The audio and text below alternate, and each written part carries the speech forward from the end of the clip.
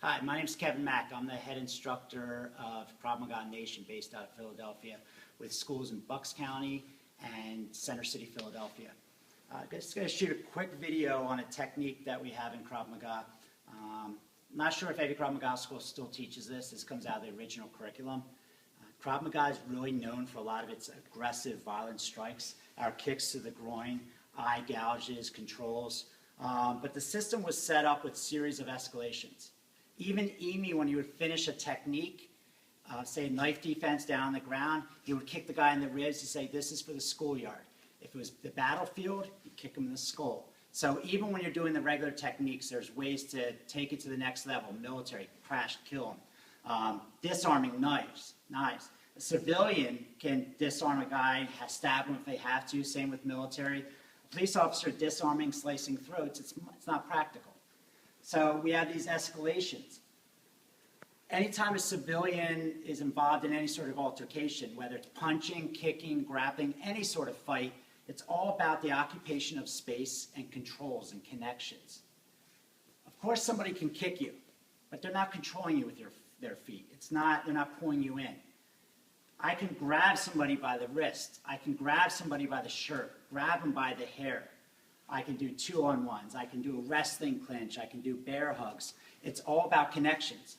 Punches, grabs, it's all about one person's hands coming out and occupying the space and making a connection to the person. So really self-defense and fighting is about controlling that space and occupying it with your own defenses, like inside defense is now occupying it.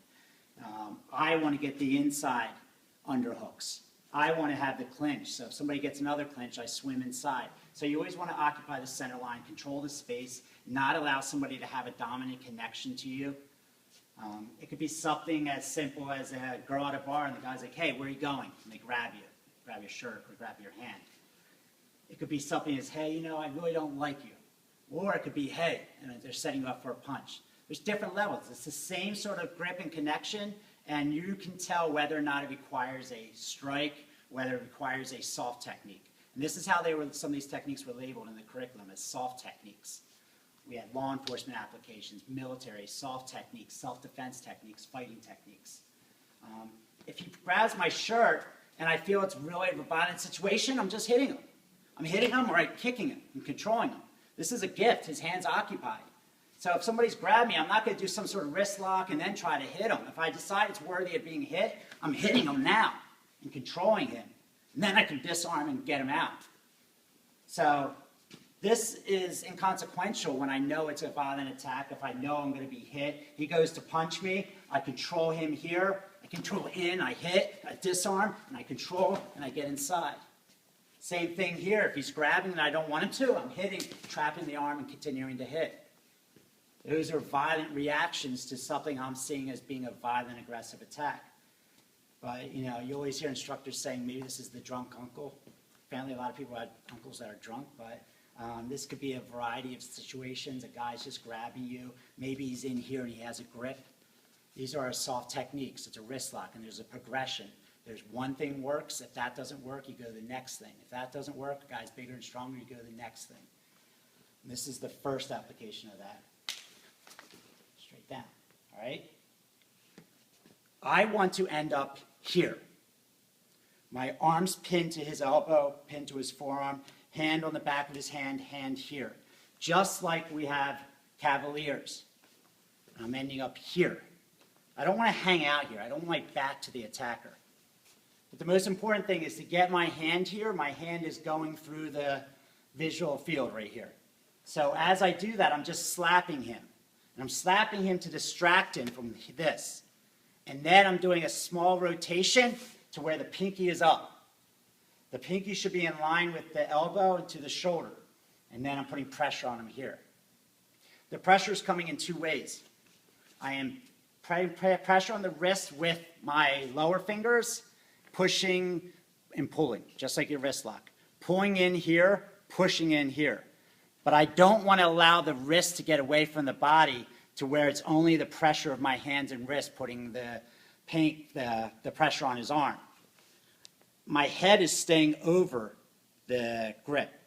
So the grip is staying pinned to my chest, and I'm rotating And now my head is just leaning a little bit forward, and I'm putting pressure with the hands, and I'm driving down. I don't want to be so extended that my whole body bends, but it's staying pinned to me, and most of the pain, the pressure is coming from my head slightly going over my fingers, all right? So it's full body. Your weight, your head going over things is what's going to put the pressure on them. But now I'm stuck here. Say I can't get him down. Fingers here to this pressure point here, pushing down, and his whole body collapses. You can see when you have somebody rotated here, there's a blood vessel here, an artery. It's not the muscle here. I'm putting 2 fingers. I barely have to put pressure on him. I'm barely putting pressure on him, and he's collapsing. All right? But if it's dynamic, if it's on the street, I don't want to slowly put pressure on him until eventually he goes down. I am just driving him straight down to the ground. And then he's here, and then I can knee him. So, I hit. I control. This works, that's great. If it doesn't quite work, maybe his elbow's a little bent, then I put pressure here and I take him down. It's still a soft technique. I'm still offering him a chance to change his ways and his method of, social interaction, of grabbing somebody on the shirt, and now I'm here. I'm here, straight down. Maybe we were even closer. He's grabbing me here. I could grab him here and I drive straight down. Even if you don't have a grip perfect, when I first learned this, the guy suggested putting your fingertips together and aiming to where you're going. That's a learning tool. You can get rid of that early on. I can sometimes just have all 5 fingers and my thumbs inside. Either way, I'm causing pain here and keeping his hand pinned and then just driving him straight down. Anytime you're attached to somebody, it should be painful for him. But now, he's too strong, and I feel resistance here. This is when the whole body comes through and you drive in. All right? This is where I differ from some other Krav Maga instructors. Because some instructors will do it this way, where the whole body comes through and your back is towards the person and you're putting pressure on them. And I don't like that personally. I don't like my back exposed. I don't like the benefits of having this control are far outweighed by the negatives of him having access to the back of my legs, my groin, etc. But there's a happy medium. You can do the same thing and get all the benefits with none of the negatives. So I'm hitting him. And as I come in, I'm driving my forearm here.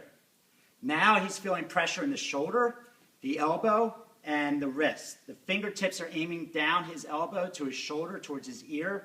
I can drive forward and he feels pain in the wrist. I'm isolating the shoulder so you can feel pain in the elbow and then in the shoulder. I am not using my hand. My hand can slide off. And I'm not coming down low, because all he has to do is posture up and posture back. To a guy twice my size, that won't work. So I'm coming forward like our L block, our inside defense, rotational defense. The blade of the forearm is going straight into his armpit, and then my head is coming over my fingertips. So it's not my arms or how strong my arms are pushing him down. It is my entire body behind the attack. And I'm driving in here. See how much he goes down? There's a big difference between this, and trying to push him down, or this. And then you could break the arm there. I could take him down, arrest him, and cuff him. Some of the Israelis and some of the military practitioners will, if they really want to just rip that shoulder out, will just sit down on it like that. They'll actually just fall down, like doing a side fall break, to where they end up sitting down on the ground on top of the guy's shoulder. If you do that much of a dynamic movement, that whole shoulder is just being broken. All right? So, the progressions. It's grabbing here. You distract them, control, straight down. Pinky up. It doesn't rotate too far over or not enough. You're just isolating it here. The blade of his forearm is straight down. His pinky is aiming down. My head is coming over my fingertips. I'm keeping it pinned, and I'm driving forward. If that doesn't work, putting pressure on the pressure point right above the muscle of the forearm, the brachialis muscle, and just driving straight down. If that doesn't work, straight in. I'm putting my whole body into that. So now my entire body is on him. All right? These are shirt grabs. It's just somebody attached to you. Just like he grabs my wrist, and I have my wrist release. He grabs my wrist, I have my wrist release. He grabs 2 hands on 2 hands, it's a wrist release. That's their first attempt at somebody touching you. The second one, he's a little bit closer. He now has clothing. That's why we did that. The next would be this. It would be bear hug. It would be Muay Thai clinch. It would be choke. There's a progression of attack. You know, one's not as threatening. One's a little bit more threatening. You figure out which one's more important. If he's aggressive, he's grabbing me, I'm hitting him.